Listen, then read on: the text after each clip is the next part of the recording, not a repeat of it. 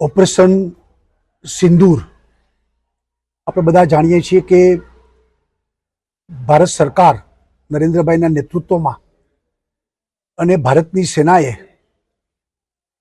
જે આતંકવાદીઓએ પહેલગામમાં આપણા નિર્દોષ 27 લોકોની જાન લીધી, એ નિર્દોષ લોકોનો જીવ લેનાર આતંકીઓના આકાઓના અડ્ડાઓ આપણે ઓપરેશન સિંદૂર નિમિત્તે ઉડાડ્યા પાકિસ્તાનમાં. આપણે ત્યારે કીધું હતું કે અમારો જંગ આતંકીઓ સામે છે, પરંતુ પાકિસ્તાન ખુલ્લું પડી ગયું છે, એક્સપોઝ થઈ ગયું છે. આતંકીઓને પોષવા પાળવા એ હવે પાકિસ્તાન એકમાત્ર દેશ આખા દુનિયામાં બહાર આવી રહ્યો છે. કારણ કે આ આતંકીઓ પરના હુમલા પછી એમના જનાજાઓ નીકળ્યા, એમાં પણ પાકિસ્તાનની સેનાના લોકો, પાકિસ્તાનના મંત્રીઓ, આ બધા લોકો જનાજાઓને સાથે એ પણ લોકો ખુલ્લા પડ્યા.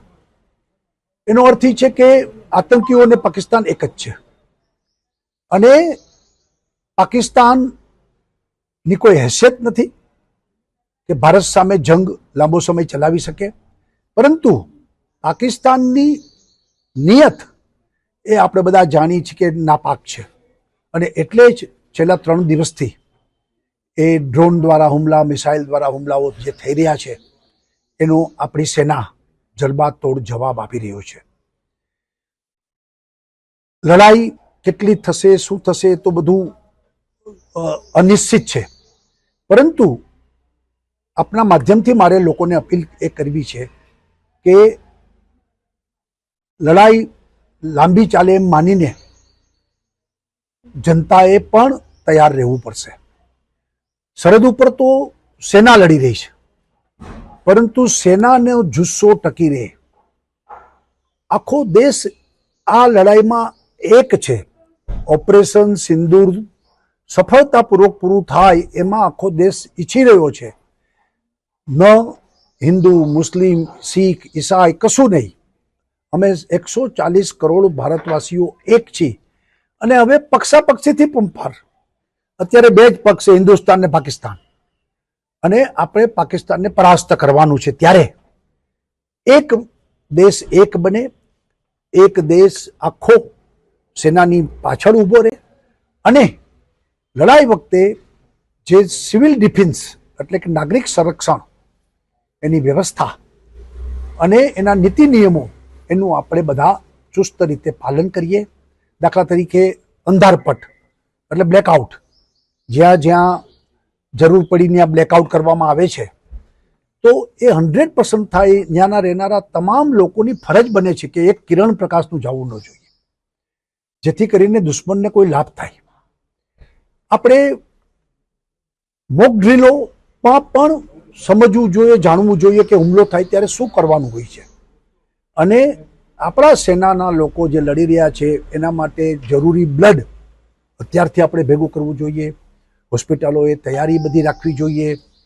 આપણે ક્યાંય સરહદી ગામોથી માંડીને અંદર પણ ક્યાંય ખાધા ખોરાકી બીજું ત્રીજુંમાં ક્યાંય અછત ન થાય. અને એનો મતલબ એ નથી કે આપણે બધું સંગરવા માંડીએ, પણ આપણે આ બધી ચિંતા અંદર આપણી સક્રિયતા, જાગૃતતા અને સરહદ ઉપર સેનાની જાગૃતતા એ જ જંગ જીતાડશે.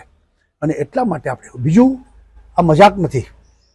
ઘણા સોશિયલ મીડિયા ઉપર ગમે તેવી મજાક મૂકે છે. આવા બધા રાષ્ટ્રવિરોધી તત્વો કહું છું કે જે આ ઓપરેશન સિંદૂર અને ભારત પાકિસ્તાનની લડાઈમાં ઉંદરડાની જેમ કૂદે છે, એવા લોકોને પણ ખુલ્લા પાડવા જોઈએ. આપણામાં રહેલા ગદ્દારો એને પણ ખુલ્લા પાડવા જોઈએ. અને કોઈ વસ્તુ આંતરિક કશું વસ્તુ એવી નબળી આપણા દેશને પૂરી નબળી કરે એની પણ ચિંતા આપણે સૌએ કરવી જોઈએ. અને સોશિયલ મીડિયામાં પણ કોઈ મજાક મસ્કરી કે કોઈ નબળી વાત એ હવે ન કરવી જોઈએ. આપણે સૌએ રાષ્ટ્રવાદ અને રાષ્ટ્રભક્તિથી ભરપૂર બનીને એક જુસ્સા સાથે આપણી સેનાનો જુસ્સો વધે અને આપણે વિજયી બને એ જ આપણે બધાનો લક્ષ્ય બને એ જ અપેક્ષા છે.